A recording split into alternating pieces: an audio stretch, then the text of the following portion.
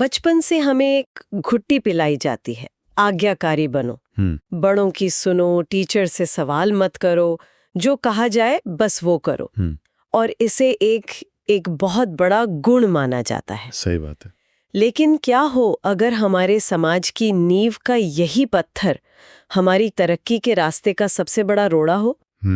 ये एक बहुत बड़ा सवाल है। आज हमारे पास ओशो के कुछ विचार हैं जो इसी धारणा पर सीधा सवाल उठाते हैं। उनका एक बहुत ही चौंकाने वाला कथन है कि एक सभ्य समाज वो नहीं है जो आज्ञाकारी, बल्कि वो है जो जागरूक व्यक्ति पैदा करे। बिल्कुल। तो आज हम इसी पहेली को सुलझाने की कोशिश करेंगे कि हमारा सबसे बड़ा गुण ही हमारी सबसे बड़ी कमजोरी कैसे हो सकता है। हम ये समझेंगे कि ओशो के नजरिए में आज्ञाकारिता और बुद्धि का 36 का आंकड़ा क्यों है, और समाज को अच्छे नागरिकों से ज्यादा विद्रोहियों की जरूरत क्यों है। बिल्कुल, चलिए इस पर बात करते हैं। चलिए इस सोच की गहराइयों में उतरते हैं। तो सबसे पहली और बुनियादी दलील ये है कि आज्ञाकारिता और बुद्धि एक साथ नहीं रह सकते। जी। ओशो का कहना है जहां आज्ञाकारिता है वहां बुद्धि नहीं हो सकती। ये सुनने में ही बहुत बड़ा दावा लगता है। मतलब क्या हर आज्ञाकारी व्यक्ति बुद्धिहीन है? नहीं, देखिए इसका मतलब ये नहीं कि उनमें बुद्धि है ही नहीं। अच्छा। बल्कि ये कि उनकी बुद्धि को इस्तेमाल करने का मौका ही नहीं दिया गया, उसे पनपने से पहले ही दबा दिया गया। हाँ, इस विचार के मूल में जो तर्क है वो ये है कि बुद्धि का जन्म ही सवाल से होता है। क्यों से होता है? एक छोटा बच्चा दुनिया को देखता और पूछता है, आसमान नीला क्यों है, पंछी कैसे उड़ते हैं। हर क्यों के साथ उसकी बुद्धि की मांसपेशियां मजबूत होती हैं। और हम उस क्यों का गला घोट देते हैं ये कहकर के ज्यादा सवाल मत करो, जितना कहा है उतना करो। बिल्कुल, ये तो हर घर की कहानी है। हाँ। हम कहते हैं बड़ों से जबान नहीं लड़ाते, या टीचर ने कहा है तो सही होगा। हम बच्चे को जवाब नहीं आदेश देते हैं। और धीरे धीरे उसे समझ आने लगता है कि सवाल पूछना एक गलत काम है और चुपचाप बात मान लेना एक अच्छा गुण है। अच्छा। तो आज्ञाकारिता एक तरह का शॉर्टकट बन जाती है। वो कहती है तुम्हें सोचने की जरूरत नहीं, हमने तुम्हारे लिए पहले ही सोच लिया है, बस हमारे दिए रास्ते पर चलो। और इस प्रक्रिया में बुद्धि का क्या होता है? इस प्रक्रिया में बुद्धि, जो कि एक खोजी है, एक साहसी है, वो धीरे धीरे एक नौकर बन जाती है जो सिर्फ आदेश लेना जानती है। अच्छा, तो ये सिर्फ घर की बात नहीं है। आप कह रहे हैं कि ये मानसिकता हमारे स्कूलों में, हमारी शिक्षा व्यवस्था में पूरी तरह से इंस्टीट्यूशनलाइज हो चुकी है। बिल्कुल, ये ओशो के तर्क का अगला पड़ाव है। वो कहते हैं कि हमारे स्कूल ज्ञान के मंदिर कम और आज्ञाकारी नागरिक बनाने के कारखाने ज्यादा हैं। जरा सोचिए, स्कूल में असल में क्या सिखाया जाता है? क्या सिखाया जाता है? लाइन में कैसे चलना है, घंटी बजने पे क्लास में कैसे जाना है, यूनिफॉर्म क्यों पहननी है, टीचर के आने पे चुपचाप कैसे खड़ा होना है। यानी अनुशासन। और अनुशासन को तो एक अच्छी चीज माना जाता है। बिल्कुल, लेकिन यहाँ सवाल नियत का है। नियत का? हाँ। क्या ये अनुशासन उसकी चेतना को जगाने के लिए है या उसे भीड़ का हिस्सा बनाने के लिए? पूरी शिक्षा व्यवस्था कॉन्फॉर्मिटी पर, मतलब एक रूपता पर आधारित है। एक ही सिलेबस, एक ही तरह के सवाल और जिनके एक ही सही जवाब हैं। हाँ। जो बच्चा उस जवाब को सबसे अच्छे से रट लेता है, हाँ। वो अच्छा स्टूडेंट कहलाता है। और जो कुछ अलग सोचने की कोशिश करता है या कोई मुश्किल सवाल पूछ लेता है, उसे अक्सर प्रॉब्लम चाइल्ड मान लिया जाता है। Exactly. बिल्कुल सही पकड़ा आपने।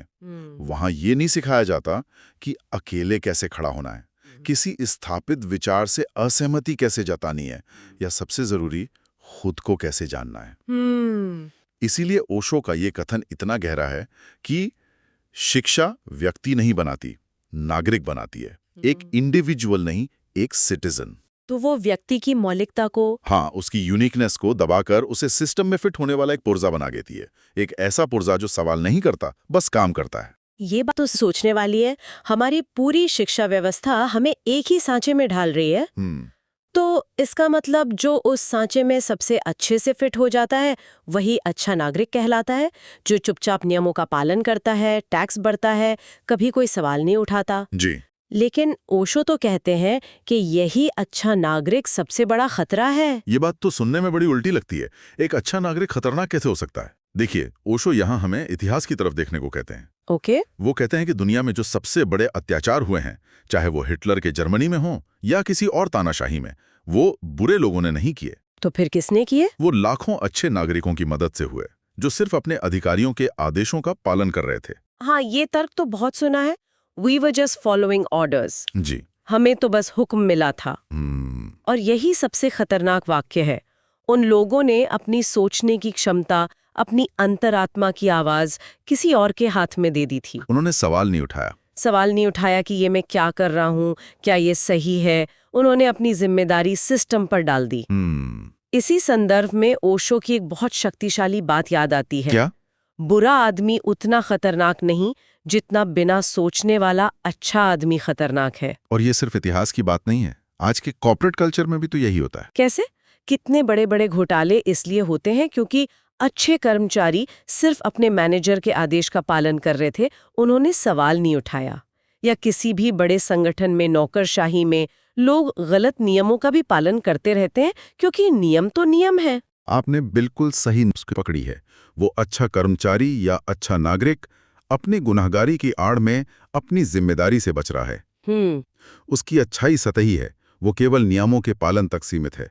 उसके भीतर सही और गलत को तौलने वाला तराजू, जिसे हम विवेक कहते हैं, वो सो चुका है। और जब विवेक सो जाता है तो कोई भी विचारधारा, कोई भी ताकतवर इंसान उस व्यक्ति से कुछ भी करवा सकता है। और परिणाम कितना भी विनाशकारी क्यों न हो, वो हमेशा यही कहेगा, मैं तो सिर्फ आदेश का पालन कर रहा था। ठीक है, अगर एक आज्ञाकारी अच्छा नागरिक होना समस्या है, तो इसका समाधान क्या है? ओशो यहाँ पर विद्रोही शब्द का इस्तेमाल करते हैं। और ये शब्द सुनते ही मन में एक हिंसक छवि आती है। कोई है जो सड़कों पे आग लगा रहा है, सब कुछ तोड़ फोड़ रहा है। क्या ओशो का विद्रोही ऐसा ही है? बिल्कुल नहीं। और यही सबसे बड़ी गलतफहमी है जिसे दूर करना जरूरी है। अच्छा। ओशो जिस विद्रोही की बात करते हैं, उसमें हिंसा या अराजकता से कोई लेना देना नहीं है। उनका विद्रोही बाहर नहीं, भीतर होता है। वो किसी सरकार या सिस्टम को तोड़ने की बात नहीं करा। तो फिर वो किस चीज के खिलाफ विद्रोह कर रहा है? वो अपनी और समाज की बेहोशी के खिलाफ विद्रोह कर रहा है, अपनी कंडीशनिंग के खिलाफ। उन तमाम बातों के खिलाफ जो उसे बचपन से बिना सोचे समझे मानने के लिए कहा गया है। अच्छा। ओशो के विद्रोही की 3 शर्तें हैं। पहली, वो खुद सोचता है। वो किसी की बात को सिर्फ इसलिए नहीं मान लेता क्योंकि वो किसी धर्म ग्रंथ में लिखी है या किसी बड़े आदमी ने कही है। यानी अपनी बुद्धि का इस्तेमाल करता है। वो हर बात को अपनी तर्क की कसौटी पर कसता है। बिल्कुल। दूसरी शर्त है, वो खुद देखता है। वो अपनी आंखों पर भरोसा करता है, दूसरों की दी हुई राय पर नहीं। ठीक है। और तीसरी और सबसे महत्वपूर्ण शर्त, वो बाहरी दबाव, परंपरा या भीड़ के शोर के बजाय अपनी समझ और अपने अनुभव के आधार पर जीता है। उसका हर फैसला उसका अपना होता है। हाँ। तो ये विद्रोह किसी बाहरी सिस्टम के खिलाफ नहीं, बल्कि अपनी ही बेहोशी, अपनी नींद के खिलाफ है। प्रिसाइसली। इसीलिए ओशो कहते हैं, विद्रोह कोई क्रांति नहीं, एक आंतरिक जागरण है। आंतरिक जागरण? जी। It's a state of consciousness. ये चेतना की एक अवस्था है, कोई राजनीतिक या सामाजिक कार्रवाई नहीं। ये व्यक्ति के भीतर की क्रांति है, जहां वो भीड़ का हिस्सा होने से इनकार करके एक व्यक्ति, एक इंडिविजुअल बनने का साहस करता है। ये सुनने में तो बहुत आदर्शवादी लगता है, लेकिन यहाँ एक व्यवहारिक सवाल उठता है। पूछिए। अगर हर कोई अपनी समझ से, अपने विवेक से काम करने लगे, तो समाज का ढांचा ही नहीं टूट जाएगा? ट्रैफिक लाइट पर कौन रुकेगा, टैक्स कौन भरेगा? ये तो अराजकता को सीधा न्योता देने जैसा है। ये बहुत जरूरी सवाल है और अक्सर लोग ओशो के विचार को यही गलत समझ लेते हैं। तो इसका क्या जवाब है? देखिए, ओशो 2 तरह के समाज की तस्वीर पेश करते हैं। इसे एक रूपक से समझते हैं। एक है आज्ञाकारी समाज। ये एक सजे सजाए खूबसूरत बगीचे जैसा है। हर पौधा अपनी जगह पर है, घास करीने से कटी हुई है, सब कुछ बहुत व्यवस्थित और शांत है। लेकिन इसमें कुछ भी नया नहीं उगता, सब कुछ माली के नियंत्रण में है। एक तरह की खूबसूरत जेल कह सकते हैं। ये समाज ऊपर से बहुत सुरक्षित और स्थिर दिखता है, लेकिन अंदर से ये मृत होता है। इसमें कोई नई कला, कोई नया विज्ञान, कोई नया विचार पैदा नहीं होता, क्योंकि हर नई चीज पुरानी व्यवस्था को चुनौती देती है। बिल्कुल। दूसरी तरफ है जागरूक, विद्रोही चेतना वाला समाज। ये एक जंगल की तरह है, थोड़ा बेतरतीब, थोड़ा अनिश्चित। हाँ, शायद थोड़ा असहज और अव्यवस्थित लगे। कौन सा पेड़ कहाँ उगेगा कोई नहीं जानता, लेकिन वो जीवित होता है, ऊर्जा से भरा होता है, उसमें हर पल कुछ नया घट रहा होता है। अब आते हैं आपके सवाल पर, अराजकता। ओशो का मानना है कि जो व्यक्ति जागरूक है, जो अपनी चेतना से जी रहा है वो अराजक नहीं हो सकता। क्यों नहीं हो सकता? वो ट्रैफिक लाइट पर इसलिए नहीं रुकेगा क्योंकि नियम है या पुलिस का डर है। हाँ। वो इसलिए रुकेगा क्योंकि वो समझता है कि न रोकने के परिणाम क्या होंगे, इससे किसी और को चोट लग सकती है। अच्छा। उसका अनुशासन बाहर से थोपा हुआ नहीं, भीतर की समझ से पैदा हुआ होता है। मतलब उसका हर काम डर या लालच पर नहीं बल्कि समझ और प्रेम पर आधारित होगा। बिल्कुल। और ऐसा व्यक्ति समाज के लिए खतरा नहीं बल्कि वरदान है। ओशो का मानना है कि समाज में जो भी मूल्यवान है, चाहे वो विज्ञान में आइंस्टीन की खोज हो, कला में पिकासो का काम हो या अध्यात्म में बुद्ध का ज्ञान हो, ये सब विद्रोहियों ने ही दिया है। ये वो लोग थे जिन्होंने कहा जो अब तक माना जाता रहा है वो काफी नहीं है, कोई और भी संभावना है। बाकी सब तो बस पुरानी लकीर को पीटते रहते हैं, पुरानी परंपराओं को ढोते रहते हैं।